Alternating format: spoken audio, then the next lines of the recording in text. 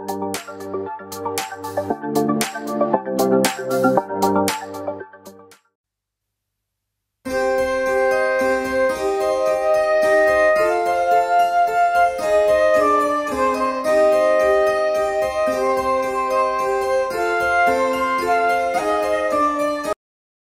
The Lord. पुन्हा एकदा सर्वांचं मनःपूर्वक स्वागत पास्टर मनोज तेलोरे मिनिस्ट्रीज या यूट्यूब चॅनलमध्ये. या चॅनलला आपण लाईक करूयात, सबस्क्राईब करूयात आणि अधिकाधिक लोकांपर्यंत हे चॅनल आपण शेअर करूयात.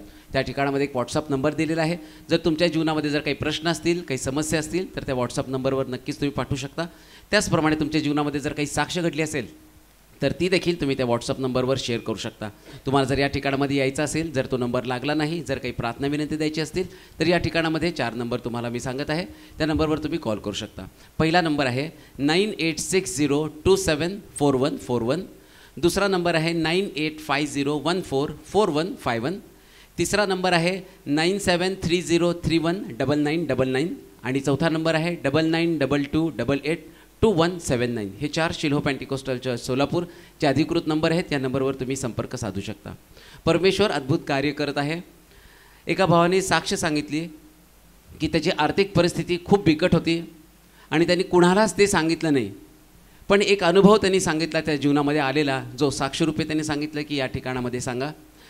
अशा अवघड परिस्थितीतून जात असताना त्याला परमेश्वराचं वचन मिळालं. पास्टर मनोज तेलोरे मिनिस्ट्रीज हे यूट्यूब चॅनल त्याच्यापर्यंत पोचलं आणि त्यांनी साक्ष सांगितली की ज्या दिवसापासून तो परमेश्वराचं वचन ह्या चॅनलच्याद्वारे ऐकू लागला, परमेश्वराने अद्भुत कार्य त्याच्या जीवनामध्ये केलं आणि त्याला कळलं नाही की एका महिन्यामध्ये त्याची आर्थिक परिस्थिती अद्भुतरित्या पालटली आणि त्याला आता कुठल्याही गोष्टीची कमतरता नाही. म्हणून आपण सर्व गौरव परमेश्वराला देऊयात.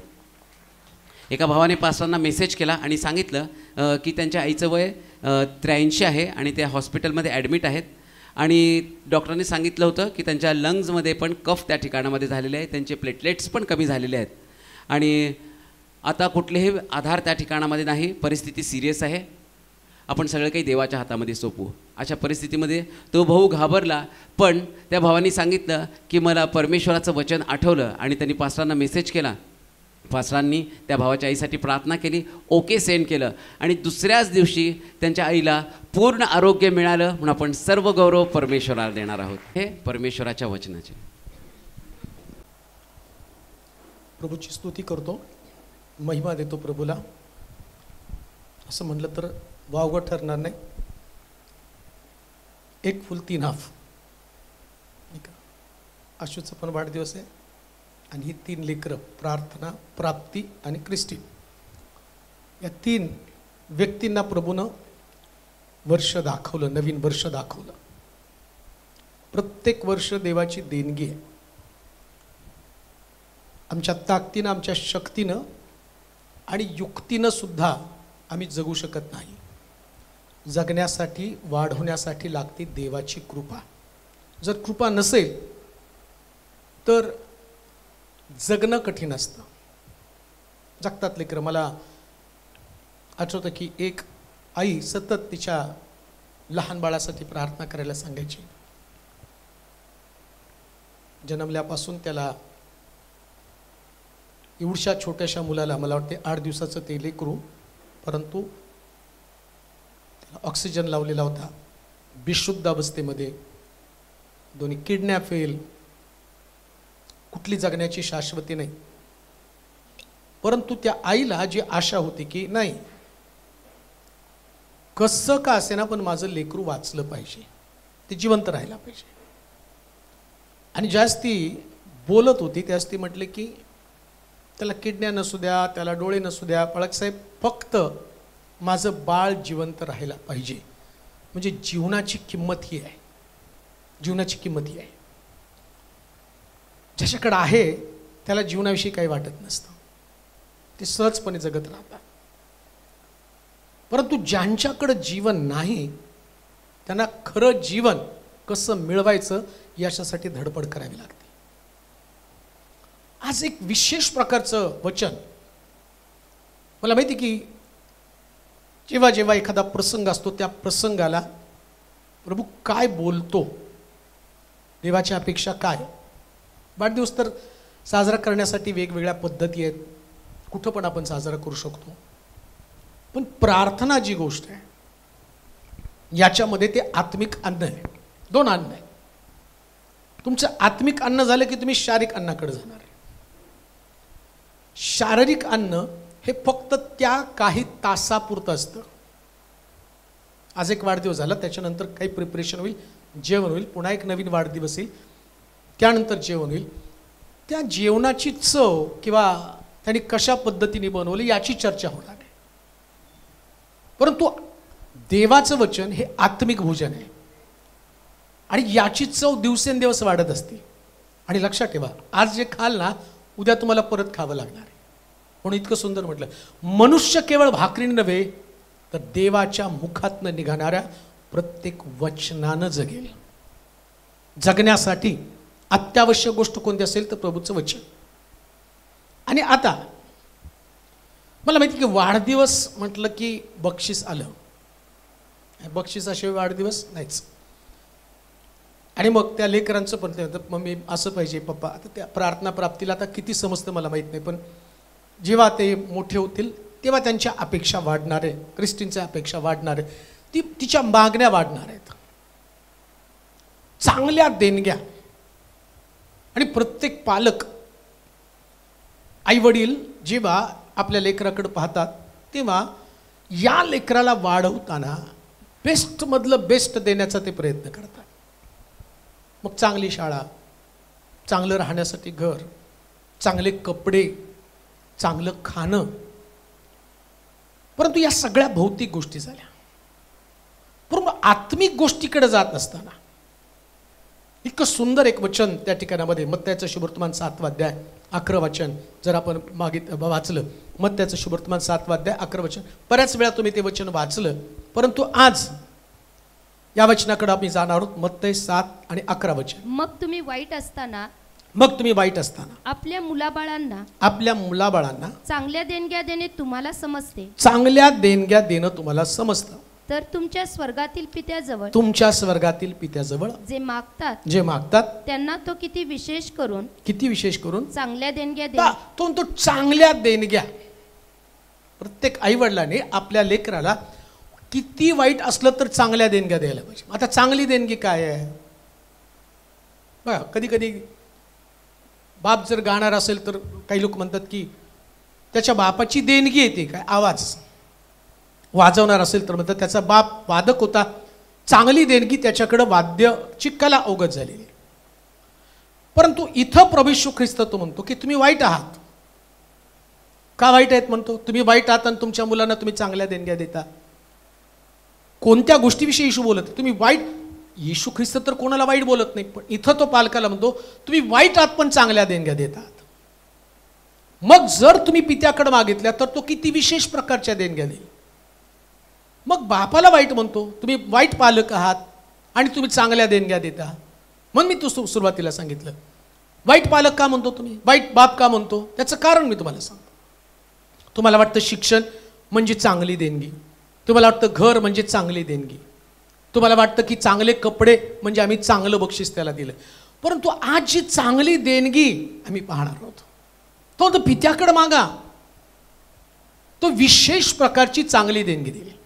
प्रार्थना प्राप्ती क्रिस्टीन या लेकरांसाठी प्रभू काय म्हणतो की आईवडील या नात्यानं तुम्ही बापाकडे चांगली देणगी मागा, विशेष प्रकारची देणगी जी तुम्ही देऊ शकता. त्या देणगीविषयी नाही बोलत, तुमची कुवत आहे. कोण वाईट पिता आहे? जो आपल्या लेकरांना चांगली जगातली देणगी देतो पण आत्मिक बापाकडे लक्ष लावलं. तो म्हटलं स्वर्गातल्या बापाकडे तुम्ही मागा म्हणजे तो तुम्हाला चांगली देणगी देईल. तुम्ही ज्या गोष्टी तुम्ही मागतात तुम्ही तुमच्या पालका किंवा लेकरांसाठी जे लोकांकडे मागतात त्या देणगीविषयी बोलत नाही. तो चांगली देणगी. आता कोणती चांगली देणगी आहे जी बापाकडे मागितली पाहिजे, देवाकडे मागितली पाहिजे? आम्ही आमच्या लेकरांसाठी, या 3 लेकरांसाठी, आता आशू तर मोठी आहे पण या 3 लेकरांसाठी आम्हाला देणगी देवाकडे मागितली पाहिजे. तो बापाकडे मागा स्वर्ग. वाचा वचन ते. मग तुम्ही वाईट असताना आपल्या मुलाबाळांना चांगल्या देणग्या देणे तुम्हाला समजते, चांगल्या देणग्या देणे तुम्हाला समजतं, तर तुमच्या स्वर्गातील पित्याजवळ जे मागतात त्यांना तो किती विशेष करून. तो म्हणतो स्वर्गातील पित्याकडं मागावं. कुणी मागावं? आकाशने मागावं, अश्विनीने मागावं, उपासनाने मागावं, कुणासाठी मागावं? लेकरांसाठी मागावं. काय मागावं? चांगली देणगी. जर बापाकडे मागाल तर किती विशेष प्रकारची देणगी देईल. चांगली गोष्ट तुम्ही त्यांना सगळ्या चांगल्या चांगल्या गोष्टी दिलेल्या आहेत, परंतु तरी तुम्ही वाईट ठरता. पण जेव्हा तुम्ही बापाकडे मागता तर बाप विशेष प्रकारच्या देणग्या देईल असं म्हटलं. विशेष म्हणजे का? मी ज्यावेळेस ते वचन, आता प्रत्येक वाढदिवसाला प्रश्न येतो, सांगायचं काय? रिपीट तर करता येत नाही. लोक अपेक्षा करतात की बाबा काहीतरी वेगळं वचन पाहिजे. आता त्याचं प्रेशर माझ्यावरती असतंच की चांगलं काहीतरी सांगायला पाहिजे. पण मी जेव्हा बायबल उघडतो त्यास कळतं, अरे हे पुस्तक तर रहस्याने भरलेलं पुस्तक आहे, त्याच्यात तुम्हाला रोज नवीन मिळणार आहे. हे परवा आता मीटिंगला पण गेल्यानंतर मग त्या सभेच्या वेळेस तिथले पाळक आले आणि त्यांनी विचारलं, रविवारच्या दिवशी आवाज तर पूर्ण गेला होता, म्हणजे एक शब्द पण निघत नव्हता, आणि प्रेशरमध्येच गेलो तिथं की मला जाणवत होतं की बोलण्यासाठी कंठच फुटायला तयार नाही, कारण प्रॉब्लेम तर झाला होता माझा. म्हणजे काय सांगावं त्यांना. त्यातले 23 स्तोत्र. ते 23 स्तोत्र म्हटल्यानंतर त्यातले तेच का परमेश्वर माझा मेंटा. मग म्हटलं याला जुन्या करातले नव्या करातले वचनं सांगा. म्हटलं मला काय माहीत नाही, तुमचं तुम्ही बघा. मग त्यांनी काढली वचनं दिली आणि मग वचन सांगायला सुरुवात केली. वचन संपलं. मी परमेश्वर माझा मेंढपाळ याच्यावर बोललोच नाही, त्या विषयाकडे मी गेलोच नाही. तो माझा जीव ताजा तवाना करतो याच्यावरती बोललो. आणि ते असं झालं, ते म्हटले अहो आम्ही इकडे विचारच केला नाही. हे वचन असं पण असतं. सांगण्याचं तात्पर्य, जेव्हा तुम्ही देवाच्या वचनाकडं लक्ष पुरवता तेव्हा त्यातलं गुपित आणि जगण्याचं रहस्य तुम्हाला सापडतं. सिक्रेट. प्रत्येक पालकाला, प्रत्येक आईला, प्रत्येक वडिलाला चांगली देणगी आपल्या लेकरासाठी वरून मागता आली पाहिजे. वरून. प्रत्येक पालकानं.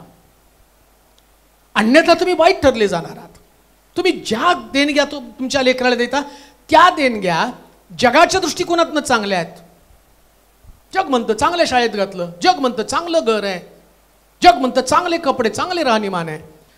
परंतु बिब्लिकली तो देवाकडं, पित्याकडं, स्वर्गातल्या देवाकडं तुम्ही मागाल तर तो विशेष देणगी देईल, विशेष गिफ्ट. आणि ते काय? निर्गमाच्या पुस्तकाच्या 2 अध्यायाच्या 1 ते 10 वचनात वाचूया.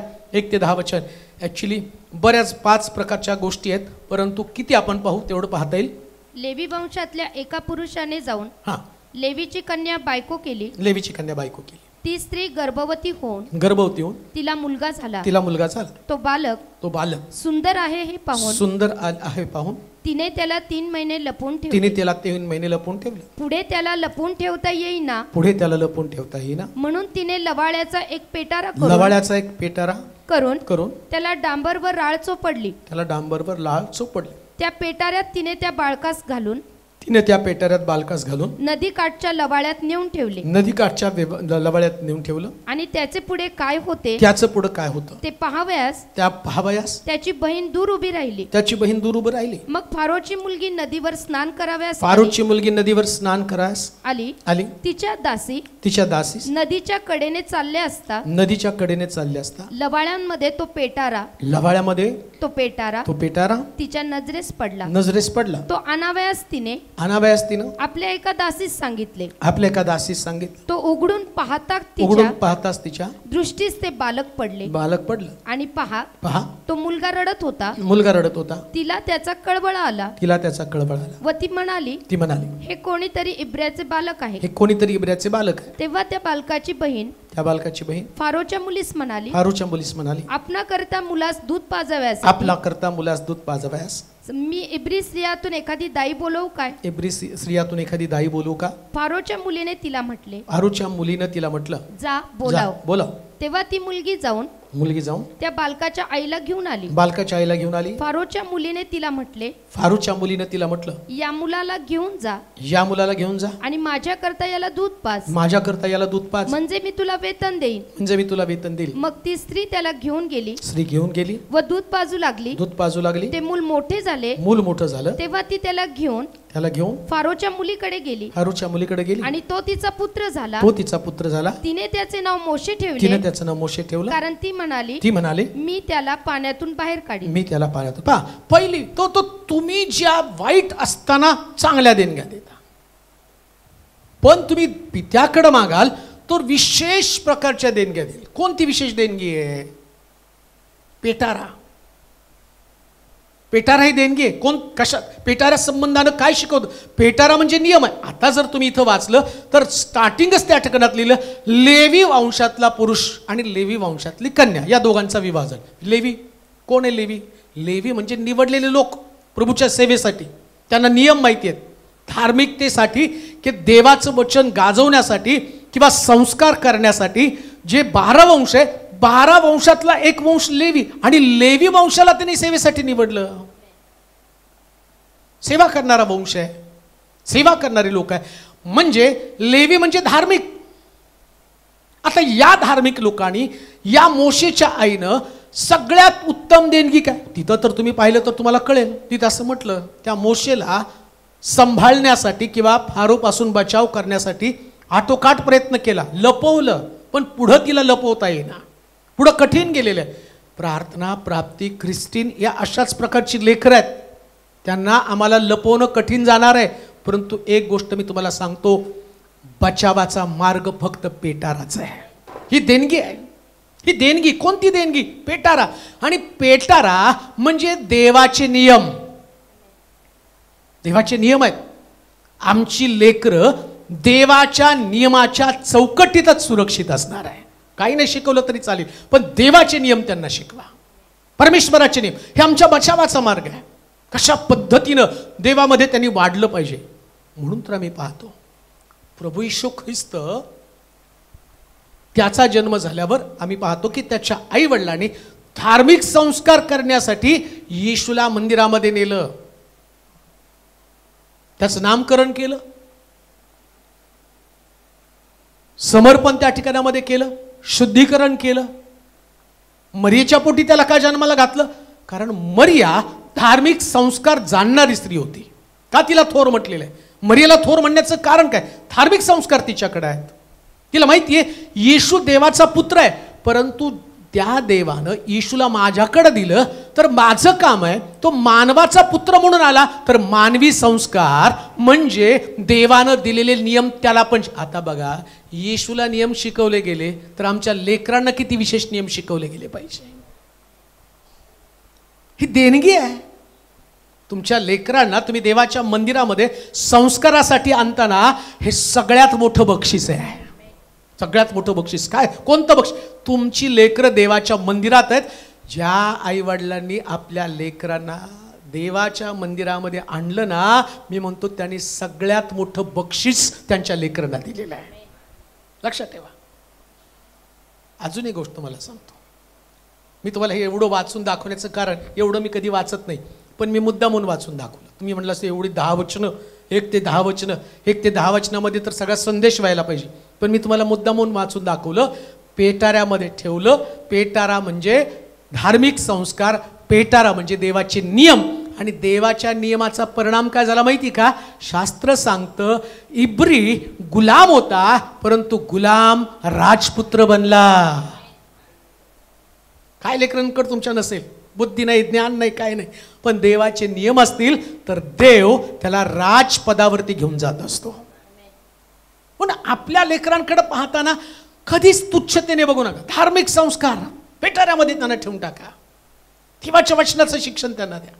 जितकं देवाच्या वचनाचं शिक्षण तुम्ही तुमच्या लेकरांना द्याल, कोणी तुमच्या एक गोष्ट ध्यानात ठेवा, जगातलं शिक्षण तुमच्या लेकरांना वर घेऊन जाऊ शकत नाही. लिहून घ्या माझ्याकडं. पूर्वी तरी आमच्या काळामध्ये 90% 92% फक्त 10-12 लेकर असायचे. आता ढकलून 100, 125, 92, 95, 97, 100% पण पडायला लागले तो. आता तुमची लेकरं तिथं कुठं लागणार आहे? आणि मी स्वतः पाहिले. एक भेटला तरुण, त्याला विचारलं किती टक्के मार्क आहे? तो म्हटला 12वीला 97, 10वीला सुद्धा मला 96%. मग आता का तुझा असा अवतार झाला? बघितलं तर भिकाऱ्यासारखा रस्त्यावरती फिरत होता, शिक्षण मिळालं, सगळं मिळालं, संस्कार नाही मिळाले. पण दाविदाकडे तुम्ही बघाल, मेंढरं चारणारा राजा बनला. हे संस्कार आहेत, हे संस्कार आहेत, हे शिक्षण आहे, हे देवाच्या वचनाची ताकद आहे. बुद्धी ज्ञान जगातलं तुम्ही त्यांना द्याल, परंतु जगातल्या ज्ञानानं तुमची लेकरं सुसंस्कारित होणार नाही. व्यवहार ज्ञान त्यांना मिळेल, पण व्यवहार ज्ञान त्यांना वरच्या पदावरती नेणार नाही. पण मला तुम्हाला सांगू द्या, देवाच्या वचनाचं शिक्षण त्यांना उच्च पदावरती घेऊन जाणार. म्हणून म्हटलं, मोशे फारोच्या कन्येचा पुत्र बनला. पेटारा, प्रार्थना, प्राप्ती, ख्रिस्तीन यांना काय द्यायचंय? पेटारा द्या. देवाच्या वचनाचं शिक्षण द्या. कसं देवाच्या मंदिरात राहावं, कशी प्रार्थना करावी, कशा पद्धतीने प्रभूकडे मागावं. प्रत्येक गोष्ट देवाकडे मागता आली पाहिजे लेकरांना. ज्या लेकरांना देव, अजून एक गोष्ट तुम्हाला सांगतो, कोणतीच गोष्ट प्रार्थना केल्याशिवाय त्यांना देऊच नका. हे शिक्षण बरं का. मला आठवतं की प्रवासामध्ये एक व्यक्ती आपल्या मुलाला घेऊन चाललेला होता आणि मग तो त्याच्या बापाकडे हट्ट करायला, बाबा मला चॉकलेट पाहिजे.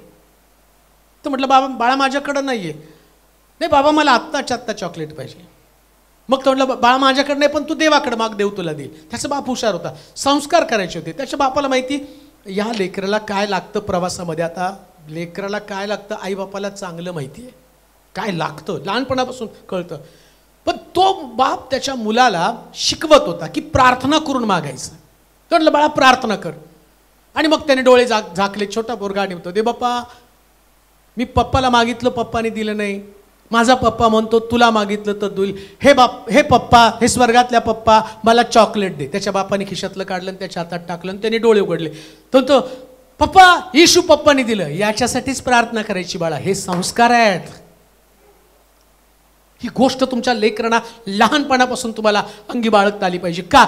एकदा त्याचा सराव झाला ना, जगामध्ये ते कधी फेल होणार नाही. ही उत्तम देणगी आहे, ही उत्तम देणगी. कान देऊ नाही का? डिप्रेशन ही सगळ्यात मोठी समस्या तुमच्या लेकरांची पुढे असणार आहे. किती चांगल्या कॉलेजमध्ये घाला, किती चांगल्या ठिकाणामध्ये त्यांना तुम्ही पाठवा, पण या डिप्रेशन पासून जर कोण वाचवेल तर फक्त हे नियमच त्याला वाचवणार आहे. कोणी वाचू शकणार नाही. म्हणून पहिली गोष्ट पेटारा. दुसरी गोष्ट वाचा उत्पत्तीचं पुस्तक 20वा अध्याय, उत्पत्तीचं पुस्तक 22वा अध्याय आणि त्याची 9 पासून 18 पर्यंतची वचनं. देवाने त्याला सांगितलेल्या ठिकाणी ते आले तेव्हा अब्रामाने तेथे वेदी उभारली. अब्रामाने तेथे वेदी उभारली. तिजवर लाकडे रचली, तिच्यावर लाकडं रचली आणि आपला पुत्र इसाक यास बांधून वेदीवरच्या लाकडांवर ठेवले. वेदीवरच्या लाकडांवर ठेवलं. मग अब्रामाने आपला मुलगा वधण्यासाठी हात पुढे करून सुरा घेतला. तेव्हा परमेश्वराच्या दूतानं त्यास आकाशातून हाक मारून म्हटले, अब्रामा. तो म्हणाला, काय आज्ञा? मग तो बोलला, तू मुलावर आपला हात चालवू नकोस, त्याला काही करू नको, कारण तू आपल्या मुलास आपल्या एकुलत्या एका मुलासही माझ्यापासून राखून ठेवले नाही. यावरून तू देवाला भिवून चालणार आहेस हे मला कळलं. तेव्हा अब्रामाने दृष्टी वर करून पाहिले. तो आपल्या मागे झुडपात शिंगे गुंतलेला एक एडका त्यास दिसला. मग अब्रामाने तो एडका घेऊन आपल्या पुत्राच्या ऐवजी अर्पण केला. आणि अब्रामाने त्या ठिकाणचे नाव यावे इरे परमेश्वर पाहून देईल असे ठेवले. त्यावरून परमेश्वराच्या गिरीवर पाहून देण्यात येईल असे आजवर बोलले. 18 पर्यंत. परमेश्वराच्या दूताने आकाशातून अब्रामाला दुसऱ्यांदा हाक मारून म्हटलं. परमेश्वर म्हणतो, मी स्वतःची शपथ घेऊन सांगतो की तू हे कृत्य केलं आपल्या मुलास आपल्या एकुलत्या एक मुलास माझ्यापासून राखून ठेवलं नाही. यास्तव मी तुला आशीर्वादित करील व वृद्धीच वृद्धी करून तुझी संतती आकाशातील ताऱ्या इतकी, आकाशातल्या तारे इतकी, समुद्री तीरीच्या वाळू इतकी, समुद्र तीरीच्या वाळू इतकी होईल असे करील, होईल असे करील. तुझी संतती, तुझी संतती आपल्या शत्रूंची नगरे, आपल्या शत्रूची नगरे हस्तगत करेल, हस्तगत करेल. तू माझा शब्द ऐकला, तू माझा शब्द ऐकला, म्हणून पृथ्वीवरची सर्व राष्ट्रे, पृथ्वीवरची सर्व राष्ट्रे तुझ्या संततीच्या तुझ्या संततीच्या द्वारे आशीर्वादित होतील. आशीर्वादित होईल. का? पहिली गोष्ट आम्ही पाहिली पेटारा. तुम्ही वाईट असता, तुमच्या मुलांना चांगल्या देणग्या देता, जर पित्याकडं किंवा स्वर्गातल्या देवाकडं मागेल तर किती विशेष प्रकारची देणगी तो देईल. विशेष देणगी पेटारा. दुसरी विशेष देणगी वेदी. अब्रामानं आपल्या मुलाला वेदी दिली. अंतिम समय, शेवटचा समय, तिथं एक गोष्ट लक्षात ठेवा, परमेश्वर अब्रामाला म्हणतो की तुझा मुलगा, तुझा एकुलता एक मुलगा इसाक या वेदीवरती त्याचं अर्पण कर. प्रत्येक आई वडिलांना त्याची हीच आज्ञा आहे. कोणती आज्ञा आहे?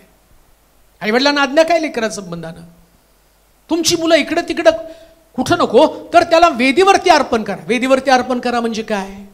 जिथं अब्राम प्रार्थना सादर करतो, जिथं अब्राम आराधना सादर करतो, आणि त्या वेदीवरती तो म्हणतो की तुझ्या मुलाचं अर्पण तू कर. कशासाठी? कारण देवाला माहिती आहे की हा जर माझी आज्ञा पालन करणारा पालक ठरला. आधीच आम्ही वाचलं, तो म्हणतो तुम्ही वाईट असता. आता अब्राम वाईट नाही, देवानं मागितलं आणि अब्रामानं चांगली गोष्ट केली. कोणती गोष्ट केली? तर त्यानं आपल्या मुलाला वेदीवरती अर्पण करून टाकलं. अब्राम चांगला ठरला. वाईट ठरू नका. तुमची लेकरं, देवानं दिलेली तुमची संतती, त्याला कधीच आपल्या जवळ ठेवू नका. देवाच्या मंदिरात मरू द्या. मरू द्या म्हणजे काय? तिथं त्यांचा अंत होऊ द्या. तिथं तुमची लेकरं वेदीवरती संपतात. वेदीचं कामच आहे. जे वेदीवरती टाकलं जातं ते प्रत्येक गोष्ट नष्ट होते. वेदीवरती अग्नी आहे, वेदीवरती लाकडं आहेत, वेदीवरती तुम्ही पाहता की त्या ठिकाणामध्ये इंधन आहे. जर तुम्ही तुमची लेकरं वेदीवरती टाकली तर तुमची लेकरं जगासाठी जिवंत नसणार आहे, ती देवासाठी जिवंत असणार आहे, जगासाठी नाही. अजून एक गोष्ट तुम्हाला सांगतो, इतकं सुंदर म्हटलं त्या ठिकाणी. परमेश्वरानं अब्रामानं इसाकाला आणलं आणि वेदीवरती टाकून दिलं. आता वेदीवरती टाकून दिल्यानंतर आम्ही इतका मोठा टर्निंग पॉइंट, प्रार्थना, प्राप्ती आणि ख्रिस्तीन यांच्या जीवनातला सगळ्यात मोठा टर्निंग पॉइंट इथं असणार आहे. जेव्हा लेकरं वेदीवरती असतील त्यांच्या जीवनामध्ये एक मोठं ट्विस्ट येतं. कोणतं ट्विस्ट? तो म्हटला तू तुझं मूल इसाक त्याला राखून ठेवलं नाही, वेदी त्याला तू दाखवली, वेदीवरती त्याला ठेवलं. आणि पहा त्या वेदीचा परिणाम काय होता बघा.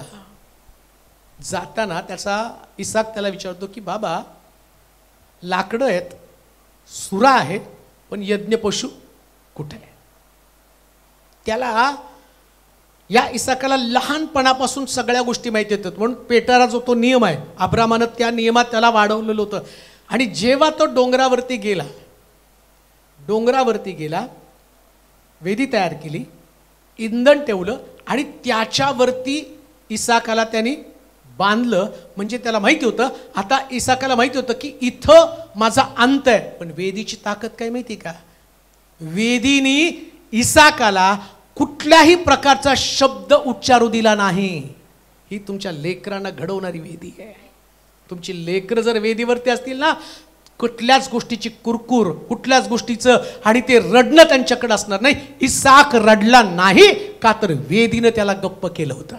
अजून एक गोष्ट तुम्हाला सांगतो, जे वेदीवरती गप्प राहतात ना त्याच्या संबंधाने इतकं भारी सांगितलं. तो म्हटलं तुझा मुलगा अनेक राष्ट्रासाठी आशीर्वादाचं कारण बनेल. काय ताकद आहे हो. लेकरं जर वेदीवरती असतील तर प्रार्थना, प्राप्ती, ख्रिस्तीन हे अनेक राष्ट्रासाठी आशीर्वादाचं कारण ठरतील हो, एकासाठी नाही. आणि अजून एक गोष्ट तुम्हाला सांगतो, देवाच्या मंदिरात येणारं प्रत्येक लेकरू आशीर्वादितच असतं. प्रत्येक लेकरू, त्याला कोणी शाप देऊ शकत नाही, कोणीच नाही देऊ शकत हो. तुमच्या लेकराचं भविष्य घडवण्याचं कामच प्रभू करत असतो. आणि सगळ्यात उत्तम गोष्ट काय माहिती का? कसं सांगावं तुम्हाला थोडक्या वेळामध्ये, मला कळत नाही. मला जास्त बोलायचं पण नाही, पण बोलल्याशिवाय राहवत पण नाही, कारण ते पुढे जाणं त्याच्याशिवाय बरं वाटणार नाही. जेव्हा तुम्ही वेदीवरती त्याला टाकता म्हणजे देवाच्या हाती त्याला सोपवता. काना गावात येशू गेला, द्राक्षरस संपला आणि मग लोक मरेकडे गेले आणि त्यांना म्हटले द्राक्षरस संपले. ती म्हटली की बाबा चला येशूकडे तुम्हाला घेऊन जाते. येशूकडे घेऊन आला. मग तिथलं सगळं डायलॉग तुम्हाला माहिती आहे. बाई याच्याशी तुझा माझा काय संबंध. मग त्याने रांजण, आता सगळं एकमेकाशी रिलेटेड आहे. नियम काय होता, रांजण पाण्यानं काटोकाट भरा. इथं नियम आला पेटारा. मग खाली येतो ते रांजण येशूच्या स्वाधीन केले, इसाकाला वेदीवर देवाच्या स्वाधीन केलं. आता येशू म्हटलं या असणाऱ्या दगडी रांजणामध्ये पाणी भरा. सांगण्याचं तात्पर्य जेव्हा तुमची लेकरं कुठल्याच प्रकारची चव त्यांना नसते, वेदीवरती टाकल्याबरोबर त्याला चव यायला सुरुवात होते. काय सुंदर आहे. देवाच्या हातामध्ये सोपवणं, वेदीवरती सोपवण्याची म्हणून म्हटलं सगळ्यात मोठं बक्षीस काय तर वेदी हो. सगळ्यात मोठं बक्षीस उदाहरण देऊन तुम्हाला पवित्र शास्त्रातनं सांगतो. 7 मुलांना शिक्षण दिलं ईशायानं. मुद्दाम ती घटना नोंद केली. 7 मुलांना शिक्षण दिलं. एका मुलाला भक्ती शिकवली हो. वेदीवरती एकच मुलगा, त्याचं नाव दावीद. 7 शिक्षण घेऊन राजदरबारात गेले कामासाठी. आणि इकडे देवानं त्याला सांगितलं शमूएलाला, जा एक राजा मी जो पाहिला हा शौल आहे तो काही माझ्या मर्जीप्रमाणे वागत नाही. आता तू काय कर, ईशाच्या घरामध्ये जा, त्याच्या घरामध्ये एक राजा लपलेला आहे. मग त्याचा बाप सगळी सुंदर सुंदर मुलं, हँडसम आणि उच्च विभूषित चांगले शिकलेले, पहिला हुशार मुलगा आणतो, मग याला राजा कर. देव म्हणतात नाही याला नाही. मग दुसरा, मग तिसरा, मग चौथा, 5वा, 6वा, 7 मुलं. तो विचारतो संपले का सगळे? नाही आहे एक, पण तो राजा होण्याच्या लायकीचा नाही. का तर तो रानामध्ये मेंढरं चारत आहे. आता बघा निरस बेचव. पण या दाविदाचं वैशिष्ट्य काय, यानं आपली शक्ती जगात खर्च केली नाही, आपली शक्ती आराधनेसाठी खर्च केली. परिणाम काय झाला, शास्त्र सांगतं या वेदीवरती त्याला चव आणली. इसाकाला चव वेदीवरती आली. मी म्हणतो प्रार्थना, प्राप्ती आणि ख्रिस्तीन याला चव वेदीवरतीच येणार आहे. चव येणार आहे तिथं. कधीच बेचव त्यांचं जीवन नसणार आहे. माझा विश्वास आहे जेव्हा ही लेकरं वाढतील ना, या वाढलेल्या लेकरांना पाहून लोक म्हणतील तुमचा देव थोर आहे. कुठं लपवली होती, एवढं सुंदर कसं. लक्षात ठेवा, या शिलो आपण नाव उगीच त्याला ठेवलं नाही. शिलो या शब्दाचाच अर्थ आहे पाठवलेला. तुमच्या लेकरांसाठी येशूला पाठवलंय. लक्षात ठेवा, त्याची चव तुमच्या लेकरांमध्ये येणार आहे, ख्रिस्तीमध्ये येईल, प्रार्थना प्राप्तीमध्ये येईल त्यांची चव. म्हणून वेदी ही सगळ्यात मोठी देणगी आहे. ज्या वेदीवरती तुम्ही तुमची लेकरं ठेवाल, ही वेदी काय आशीर्वादित. तुझी शत्रूची नगर काय काय लिहिलंय, तुझे यास्तव मी तुला आशीर्वादित करेन, मी तुला आशीर्वादित करेन व वृद्धीच वृद्धी करून तुझी संतती आकाशातील ताऱ्या इतकी समुद्र तीरीच्या वाळू इतकी होईल असे करेल. म्हणजे काय, तो संततीची वृद्धी. लक्षात ठेवा, या तिन्ही लेकरांच्या बाबतीमध्ये देव त्यांना विस्ताराला लिमिट ठेवणार नाही. समजते का तुम्हाला? वेदीवरती जर लेकरं असतील ना, आजी पण लेकरं काय झालं ना, ते लेकरं सुरुवातीला त्रास देतात. लेकरांचं वैशिष्ट्य असतं, लेकरं काही लगेच चर्चमध्ये बसायला शिकत नाही. कारण सैतानाला माहिती आहे लेकरं जर चर्चच्या बाहेर गेली तर ती माझी, आणि लेकरं जर चर्चमध्ये असतील तर ती देवाची. मग तो प्रयत्न करतो लेकरांना चर्चमध्ये बसू नये, त्यांना डिस्टर्ब करावं आईवडिलांना. परंतु एक गोष्ट ध्यानात ठेवा, देवाच्या वचनामध्ये असं लिहिलंय, पोटामध्ये असणारा योहान येशूला पाहून उसळी मारतो. म्हणजे पोटातल्या योहानाला येशू समजतो. या तुमच्या लेकरांना समजणार नाही का? समजणारच आहे, त्यांना समजणार आहे. आणि समजत समजत बाळ कडू जे आहे, फार सुंदर म्हटलंय बरं का, त्या मोशेला पेटाऱ्यामध्ये टाकलं आणि मग फारोच्या कन्येने घरी येऊन गेला. फारोची कन्याला माहित होतं इब्री बालक आहे. मोशेची बहीण ती त्याला विचारती एखादी इब्री दाई आणू का त्याला पाजण्यासाठी, नीट आहे का? मग ती म्हटली घेऊ नये, मला माहिती इब्र्याचं बालक आहे, पण हे मला वाचवायचंय. आणि मग मोशेच्या आईलाच घेऊन आले. आता मोशेची आई दूध पाजताना बाळकडू पाजती त्याला. बाबा तू इब्री आहे, तू मिस्त्री नाहीस, तू इब्री आहे, तू मिस्त्री नाही. आता हे बाळकडू जर त्याला बालपणापासून पाजलं गेलं, 40 वर्षाचा झाल्यावर त्याच्या संबंधानं म्हटलं पापाचं क्षणिक सुख भोगण्यापेक्षा देवाच्या लोकांबरोबर त्यानं दुःख भोगणं पत्करलं. ही लेकरं जर धार्मिकतेमध्ये असतील तर तुमची लेकरं जगाशी कधी कॉम्प्रोमाइज करणार नाहीत. काळजीच करू नका तुम्ही. किती सैतानाच्या योजना असल्या, किती डावपेच तुमच्या लेकरांसंबंधानं आखल्या, तरी लक्षात ठेवा या वेदीची ताकद आहे ती तुमच्या लेकरांना वाढवणार आणि वाढवणारच. कोणी नाही अटकाव करू शकत. म्हणून दुसरं बक्षीस काय असेल तर तिथं आम्ही पाहिलं, तो म्हणतो वेदी. तिसरी गोष्ट पाहूया. 1 शमूएल 2 अध्याय 12 ते 20 वचनं. सगळी मोठी मोठीच वचनं आहेत आज. तिसरी गोष्ट, तिसरं बक्षीस 1 शमूएल 2 अध्याय 12 ते 20.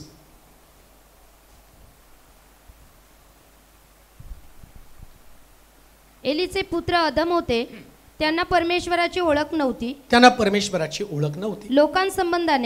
लोकांसंबंधाने याजकांची वहिवाट अशी होती की कोणी मनुष्य होमबली अर्पण्यास आला तर मांस शिजत असता याजकाचा चाकर हाती त्रिशूळ घेऊन तेथे येई आणि परातीत गंगाळात कढईत अथवा पतेल्यामध्ये त्रिशूळ मारून जितके मांस त्यास लागे तितके याजक स्वतःसाठी घे. शिलो येथे जे इस्रायल लोक येत त्यांच्याशी ते असाच व्यवहार करीत. वपेचे हवन करण्यापूर्वीच याजकाचा चाकर येऊन यज्ञकर्त्यास म्हणत असे, भाजावयासाठी याजकास मांस दे. तो तुझपासून शिजलेले मांस घ्यावयाचा नाही तर कच्चेच घेईल. पहिल्याने वपेचे हवन होईल, मग तुला वाटेल तितके घे. असे जर यज्ञकर्ता त्यास म्हणाला तर तो म्हणे नाही आता दे. नाहीतर मी जबरीने घेईन. कोण म्हणत होतो? याजक लोक मटणासाठी. इथं जे तुम्हाला मी सांगणार आहे ना, महत्वाची गोष्ट, सगळं चुकीचं चाललं होतं. शिलो या ठिकाणामध्ये लोक येत होते, इस्रायल येत होते, विश्वासणारे. इस्रायल म्हणजे देवाचे निवडलेले लोक, सुसंस्कारी लोक. याजक लोकांना नीतिनियम शिकवण्यासाठी सांगितले जात होते. याजक लोक नीतिनियम विसरून गेले. त्यांचं लक्ष देवाकडे लागण्याच्या ऐवजी त्यांचं लक्ष त्या ठिकाणामध्ये असणाऱ्या मांसाकडे लागलं. अजून एक गोष्ट तुम्हाला सांगतो, एली याजक जागेवरती मान मोडून मेला. आणि कशामुळे मेला माहिती का? जाडी वाढली त्याची. आणि का जाडी वाढली? मांस. सारं लक्ष मांसाकडं. आता हे सगळं करत असताना बघा, इकडं एली याजक आपल्या मुलांना चांगलं बक्षीस देऊ शकला नाही. तो म्हणतो वाईट आहे तू. का वाईट आहे? वेदीवरती आलेली प्रत्येक गोष्ट त्यांना मिळतच होती ना. तिथं फार सुंदर म्हटलं की ते पहिल्यांदा, आता देवाचा नियम काय होता की पहिल्यांदा कच्चं मांस त्या असणाऱ्या याजकानं खायचं नाही. याजकानं काय करायचं? पहिल्यांदा त्या वेदीवरती ते मांस टाकायचं आणि ते मांस जळल्यावर फक्त परमेश्वर सुवास घेत होता, मांस खात नव्हता, सुवास. पण याजकाच्या मुलांना याजकाने ते संस्कार दिलेच नाहीत. म्हणून तो पहिला मुद्दा होता. चांगला बाप आहे, चांगला तो म्हणतो तुम्ही वाईट असताना तुमच्या मुलाला चांगलं देता. म्हणजे काय? तुम्ही तुमच्या मुलांना देण्यासाठी त्या असणाऱ्या वेदीवरचं चांगलं मांस तुमच्या मुलांना देत होता. पण देवाचे नियम कुठं देत होता? एलीने देवाचे नियम शिकवलेच नाहीत. मग आता शमवेलाच्या आईनं शमवेलाला जे बक्षीस दिलं ते बक्षीस कोणतं आहे? तिथं त्याच्या खाली वाचा काय त्यांनी बक्षीस दिलं खाली. शमूएल बाळ सणाचे एपोद धारण करून परमेश्वराची सेवा करीत असे. त्याची आई त्याच्यासाठी एक लहानसा जगा तयार करी आणि दरवर्षी आपल्या पती बरोबर वार्षिक यज्ञ कराव्यास येई तेवेळी त्याला तो देत असे. आता सगळ्यात भारी बक्षीस तुम्ही बापाकडे मागितलं, तुम्ही जगी पिकत आहात, तुम्ही वाईट आहात, तुम्ही चांगल्या देणग्या देता, पण जर तुम्ही देवाकडे मागितलं, स्वर्गातल्या बापाकडे मागितलं, विशेष प्रकारच्या देणग्या देईल. कोणती विशेष प्रकारची देणगी? शमूएलाच्या आईनं दिलेला झगा ही विशेष देणगी आहे. हे बक्षीस आहे. काय बक्षीस होतं त्याच्यामध्ये? म्हणून मी तुम्हाला सगळं वाचायला लावलं. काय वाचायला लावलं? एलीचे मुलं त्रिशूल घालून त्या वेदीवरचं ते म्हणजे जबरीनं, जर तुम्ही मला दिलं नाही तर मी हिसकाटून घेईल. म्हणजे त्याच्या आईनं एलीनं काय केलं? आपल्या मुलांना धार्मिकतेचे संस्कार दिले नाहीत. तिने झगा दिला, दरवर्षी झगा दिला, दरवर्षी त्याला झगा आणत होता. झगा म्हणजे काय? यशाच्या पुस्तकामध्ये सांगितलं, तुमची धार्मिकता घाणेरड्या वस्त्रासारखे. तो झगा म्हणजे धार्मिकता आहे. सगळ्यात उत्तम देणगी तुमच्या लेकरांना काय माहिती का? धार्मिकता. तुमच्या लेकरांना तुम्ही धार्मिकता शिकवता. धार्मिकता म्हणजे काय माहिती का तुम्हाला? धार्मिकता म्हणजे गप्प राहणं. धार्मिकता म्हणजे बायबल हातात घेणं नाही. धार्मिकता या शब्दाचा एक वाक्यामध्ये जर त्याचं स्पष्टीकरण तुम्हाला दिलं तर धार्मिकता म्हणजे कीप क्वाईट, शांत बसणं. एलीच्या मुलांकडे ती क्वालिटी नव्हती, शांत बसणं. ते आल्यानंतर ज्या पद्धतीनं त्या वेदीवरती असणाऱ्या मांसासाठी गडबड करत होते, धार्मिकता म्हणजे देवाच्या वचनामध्ये शांततेने टिकून राहणं, रिॲक्ट न होणं. तुमची लेकरं देवाच्या घरामध्ये, देवाच्या मंदिरामध्ये त्यांना लहानपणापासून रिॲक्ट न होणं शिकवा. म्हणजे काय? तो म्हणाल नाही मग ते मी बडबडविषयी बोलत नाही. लहानपणापासून कधी कधी रिॲक्ट होणं ही जी प्रक्रिया आहे हेच तुम्हाला विध्वंसाकडे घेऊन जाते. विध्वंसाकडे कोण घेऊन जातं? रिॲक्ट होणं. मग येशू म्हणत नाही का धार्मिकतेचे संस्कार काय? एका गालात मारली तर म्हणजे रिॲक्ट होऊ नकोस. यालाच म्हटलं शांततेने राहणं, रिॲक्ट न होणं, प्रतिक्रिया न नोंदवणं. बऱ्याच वेळा मंदिरामध्ये क्रिया आणि प्रतिक्रिया असतात, त्याच्यामुळं मंदिरातली धार्मिकता निघून जाते. एलीच्या पुत्रांमध्ये क्रिया आणि प्रतिक्रिया. तो म्हटला जर तू मांस दिलं नाही तर मी ते हिसकाटून घेईल. म्हणजे क्रिया आणि प्रतिक्रिया. म्हणजे काय हो? तुम्हाला तुमच्या लेकरांसमोर संस्कार करत असताना कधीही तुम्ही सुद्धा गडबड करता कामा नये. का? तुम्ही गडबड करा, लेकरं गडबड करतील. ज्या पद्धतीचं पेरणी तुम्ही कराल तशीच तुमची लेकरं घडतील. धार्मिकतेचे संस्कार लेकरांना देत असताना तो झगा, काय त्या झग्याची ताकद आहे तुम्हाला माहिती आहे का? ऐका, खरं तर याच्यावर मला इतकं बोलायचं आहे ना, परंतु मला तो मुद्दा फक्त क्लिअर करणं गरजेचं आहे, म्हणून मी तुम्हाला शॉर्टमध्ये सांगतो. याकोबाला 12 मुलं आहेत आणि 12 मुलातनं फक्त एका मुलाला तो झगा शिवतो, त्याचं नाव योसेफ. आणि योसेफ जो आहे ना, झगा घातल्याबरोबर, ऐका, योसेफाला झगा घातल्याबरोबर योसेफाच्या भावांनी त्याचा द्वेष करायला सुरुवात केली. कुणी द्वेष केला? भावांनी. कुणी मारण्याच्या योजना केल्या? भावांनी. कोणी खड्ड्यामध्ये टाकलं? भावांनी. कोणी विकलं? भावांनी. अहो यहुदी आहेत, ते इस्रायली लोक आहेत, ते रिॲक्ट होतात का? तर त्यांनी स्वप्न सांगितलं आणि हे स्वप्न की त्याच्या 11 पेंड्या त्याच्या पेंडीला नमन करतील. म्हणजे मला कुणासमोर झुकायचं नाही, मला कुणासमोर नमन करायचं नाही, ही भावना त्यांच्यामध्ये होती. आणि त्याचा परिणाम काय झाला की त्यांनी त्याला खड्ड्यामध्ये टाकलं, पण योसेफ रिॲक्ट झाला नाही. तुमची लेकरं जेव्हा तुम्ही त्यांना शिकवाल, परिणाम काय झाला माहिती का?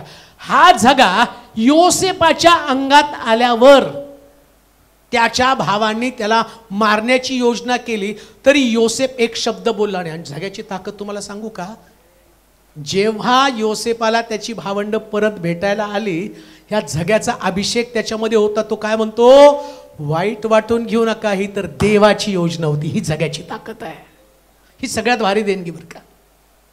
त्याच्या बापानं झगा नाही दिला, त्याला देणगी दिली होती. कोणती? धार्मिकता. धार्मिकता ही देणगी. ज्या व्यक्तीकडे तो झगा येतो, अजून एक गोष्ट तुम्हाला सांगतो, उदाहरणा दाखल बरं का. प्रभू येशू ख्रिस्त क्रुसावरती त्याला लटकवलं आणि असं लिहिलं की त्याच्या अगोदर येशूचा झगा काढून त्याने आपापसात वाटून घेतला. ऐका, येशूचा झगा काढला येशूच्या अंगावर झगा होता तोपर्यंत त्याला फटके मारले, दाढीचे केस उपटले, तोंडावरती थुंकलं, तरी येशू रिॲक्ट झाला नाही. समजतंय का तुम्हाला? झग्यामुळं तो रिॲक्ट झाला नाही. त्याचा झगा काढला आणि त्या सैनिकाने आपापसात वाटून घेतला. आता अजून एक गोष्ट तुम्हाला सांगतो. जेव्हा स्तेफन या स्तेफनाला दगडमार करत असताना या स्तेफनाची पण वस्त्र काढली गेली. आता स्तेफनाच्या तोंडातून शब्द निघत नाही. का हो? वाटलेला झगा स्तेफनाकडे आला. मी म्हणतो तुमच्या लेकरांकडे तो झगा आला ना, तुमची लेकरं या जगामध्ये तोंड सुद्धा उघडणार नाही. ही देणगी आहे. ना आई वडिलांसमोर उघडणार, ना वडीलधाऱ्या माणसासमोर उघडणार. तुमची लेकरं शांत होतील, संयमी. धार्मिक व्यक्ती संयमी बनतो. धार्मिक व्यक्ती बायबल वाचतो नाही बरं का. बायबल तर सैतानाचं पण पाठ आहे हो. तुम्ही म्हणलं ते नाही बायबल वाचतो, नाही, सैतान तुमच्यापेक्षा जास्त त्याला वचन माहिती आहे. अहो त्याने येशूला सुद्धा वचन घेऊन गेला. असं लिहिलंय शास्त्रामध्ये, थोंड्याची भाकर होण्याची आज्ञा कर. तुमच्यापेक्षा जास्त. मग सैतान धार्मिक आहे? तुम्ही प्रार्थना करतो, सैतान तुमच्यापेक्षा जास्त प्रार्थना करतो असं म्हटलं. त्यांनी प्रार्थना केली तो अहो परात्पर देवाचे पुत्र आमच्यामध्ये का पडता? येशूला आवजाव घालतो सैतान. तुम्ही तर येशू असं कर, येशू तसं कर, येशू तुम्हाला बरं कर. अहो तुम्ही तर अरे कारे बोलता. सैतान तर रिस्पेक्टफुल बोलतो. मग तुमची प्रार्थना पण तुमची धार्मिकता नाही. धार्मिकता म्हणजे संयम. म्हणून मी त्याला शब्द दिलाय कीपिंग क्वाईट. सो व्यक्ती धार्मिक आहे, तोंड उघडत नाही. असं लिहिलं. येशूनं जे मारत होते त्यांच्या समोर त्यानं तोंड उघडलं नाही. त्याला धार्मिकता म्हटलेलं आहे. तुमच्या लेकरांना सगळ्यात उत्तम देणगी तुम्ही देता तो झगा आहे. कोणती गोष्ट, कोणती देणगी? झगा. आणि शास्त्रात असं लिहिलं की तो झगा आहे. आणि त्या शमूएलाच्या दरवर्षी त्याला तो झगा देत असे. दरवर्षी प्रार्थना प्राप्ती ख्रिस्तीन यांना दरवर्षी. आता आम्ही दरवर्षी काय करणार? आमच्याकडे ठरलेले. पुढच्या वर्षी तुम्ही विचाराल बोलवले काय जेवण आहे? नाही बिर्याणी होती. मग आता गेल्या वर्षी बिर्याणी होती, या वर्षी चिकन मसाला वगैरे करायचा होता ना. असं तो नाही. झगा म्हणजे वाढलेली धार्मिकता. गेल्या वर्षी तुमची पोरगी कशी होती, आता ती कुठल्या लेवलवरती आलेली आहे, आता तिचं आत्मिक जीवन काय आहे, तुमची लेकरं कुठल्या आत्मिक जीवनामध्ये वाढलेला आहे झगा. दरवर्षी झगा आणत आहे. खरं सेलिब्रेशन ते आहे. प्रतिवर्षी तुमची लेकरं धार्मिकतेमध्ये तुम्ही वाढवलेली आहेत, विश्वासामध्ये वाढली, ॲक्टिव्हिटीज त्यांच्या वाढल्यात. धार्मिक ॲक्टिव्हिटी मी सांगत आहे. आणि एक गोष्ट तुम्हाला सांगू का, जेवढी तुमची लेकरं वाढली ना तेवढी तुमची लेकरं बोलायला कमी रिस्पेक्टफुल बनत जातात. देवाच्या वचनाची ती ताकद आहे. रिस्पेक्टफुल, आदर आपोआप करायला शिकतात. म्हणून त्याच्यामध्ये म्हटलं की त्यांनी जगा. झाले का तिकडं? आले? मलाही उरकायचंच आहे. अजून 2 मुद्दे आहेत, पण ते पुन्हा कधीतरी वाढदिवसाला मी सांगेल, कारण मला इथपर्यंत थांबायला पाहिजे. परंतु तिसरी गोष्ट मी पाहिलं की शमूएलाची आई शमूएलाला प्रतिवर्षी झगा. एक मुद्दा अजून त्याच्यामध्ये मला क्लिअर करायचा. एलीचे पुत्र पाप करीत होते, पण शमूएलाच्या आईचा झगा शमूएलाला पाप करू देत नव्हता. ही गोष्ट आहे. मंदिरामध्ये एलीचे पुत्र पाप करत होते. ऐका, मंदिरामध्ये एलीचे पुत्र पाप करत होते आणि त्याच मंदिरामध्ये शमूएल बाळ सुद्धा होता. समजतंय का तुम्हाला? चर्चमध्ये पाप घडत नाही असं नाही. चर्चमध्ये पाप घडतं. पाप करणं हा मानवी स्वभाव आहे. पाप मंदिरामध्ये शिरतं. पण पाप जर तुमच्या लेकरांकडे झगा असेल तर ते पाप तुमच्या लेकरांमध्ये शिरत नाही. ही गोष्ट या झग्याची ताकद आहे. म्हणून आम्ही तिथं पाहिलं, शमूएलाच्या आईनं शमूएलाला झगा दिला आणि ती काय म्हटली माहिती का, बाळा त्या एलीची मुलं जरी पाप करत असली ना तर त्या पापात तू सहभागी होऊ नको. परिणाम काय झाला? जेव्हा परमेश्वरानं एलीच्या मुलांकडे पाहिलं आणि हन्नेच्या मुलाकडे पाहिलं, त्याला कळलं एलीची मुलं त्यांची निवड असून ते पाप करत आहे, शमूएल हा फक्त मागितलेला आहे, याला त्याच्या आईनं मंदिरात आणून ठेवला आहे, पण शमूएल जगाच्या बाहेरचं जीवन जगत नाही. बायबल सांगतं इकडं परमेश्वर त्याला म्हणत आहे, शमूएला एलीचं याजकपद जाऊन 9व्या वर्षी तो म्हणतो, आजपासून मी तुझा वापर करणार आहे, इस्रायलाचे कान भारावून जातील अशी गोष्ट करत आहे. म्हणजे एवढ्या मोठ्या व्यक्तीला याजक पदावरून काढलं. आणि सामान्य जो शमूएल दिसायला सामान्य वाटतो, त्याची आयडेंटिटी काहीच नाही, त्याची ओळख काहीच नाही. एलीची ओळख कितीतरी मोठी, बऱ्याच वर्षाचा तो याजक आहे, बरेच वर्ष त्याची सेवा आहे. लक्षात ठेवा, परमेश्वराच्या घरामध्ये आल्यावर सिनियरिटीला महत्व नसतं, पाचारणाला महत्व असतं. पाचारण काय, पाचारण प्रभू तुम्हाला केले. आणि पाचारण करत असताना तुमची क्वालिटी काय, जगा. आणि जगा म्हणजे सहनशीलता, शांती.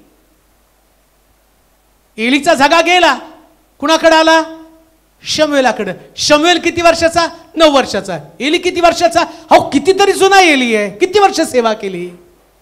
कशी काय सेवा गेली, का तर त्याच्यामध्ये जगामध्ये बसण्याची ताकद त्याच्यामध्ये नव्हती, धार्मिकता त्याच्यामध्ये नव्हती. लक्षात ठेवा, आम्ही किती वर्षाचे विश्वासणारे आहोत या गोष्टीला शून्य किंमत असती जर आमच्याकडे धार्मिकता नसती. किती वर्ष तुम्ही आहात. म्हणून एलीच्या मुलांना त्यानं काढलं, याजक पदावरून काढलं, त्याच्या स्थानावरून काढलं. आणि कोणाला नेमलं, तर शमूएलाला. का तर शमूएलाकडे जगा होता. जाता जाता मी एकच गोष्ट सांगतो, प्रार्थना प्राप्ती ख्रिस्तीन या लेकरांना काही दिलं नाही तरी चालेल, पण जगा द्या. जगा ही त्यांची सुरक्षा आहे, जगा हे त्यांचं वरचं पाचारण आहे, जगा हे त्यांचं वरचं स्थान आहे. म्हणून माझी पण प्रार्थना देवाकडे तीच असेल. यास आपण आपले डोळे बंद करूया, आपल्या मान आपण झुकूया. परदेशाली देवा, तुझं वचन मधाच्या रुचीपेक्षा गोड आहे, तुझं वचन जीवन देणार आहे, तुझं वचन सुटका देणार आहे, तुझं वचन पुनर्बांधणी करणार आहे. आजचा दिवस आमच्या लेकरांसाठी आणि मंडळीसाठी आशीर्वादाचा दिवस आहे. संतती परमेश्वराने दिलेलं धन, पोटचं फळ, त्याची देणगी. आज आम्ही धनाला घेऊन तुझ्या समोर आलेलो आहोत. हे मंडळीचं धन आहे प्रभूजी. प्रार्थना प्राप्ती ख्रिस्तीन आशू या चारी तुझ्या लेकरांना मी तुझ्या स्वाधीन करत आहे. आज तुझं वचन आम्ही ऐकलं. बाप वाईट असताना मुलाला चांगल्या देणग्या देतो.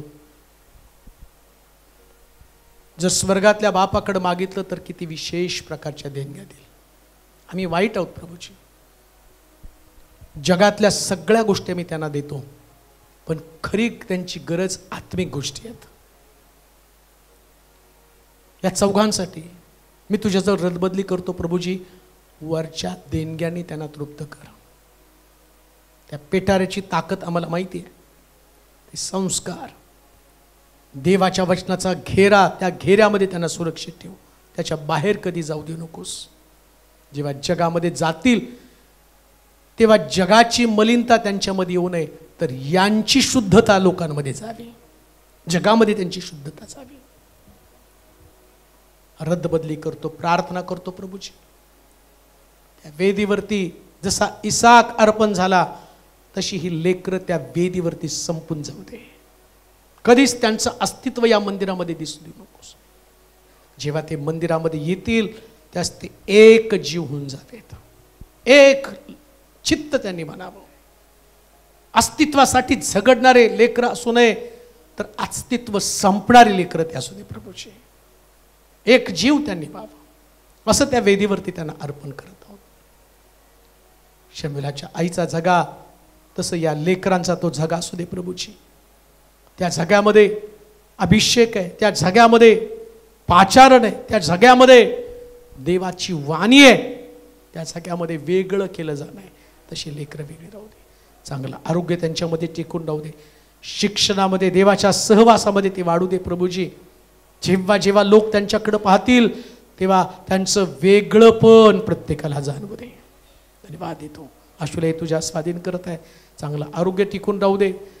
पाचारणामध्ये, देवाच्या सेवेमध्ये तिला पुढे घेऊन जा. सर्व गोष्टींमध्ये तिला बापा तिची प्रार्थना तुझ्यापर्यंत पोहोचू दे. आणि एवढंच नव्हे तर देवाच्या राज्यासाठी तिचा वापर करून घे.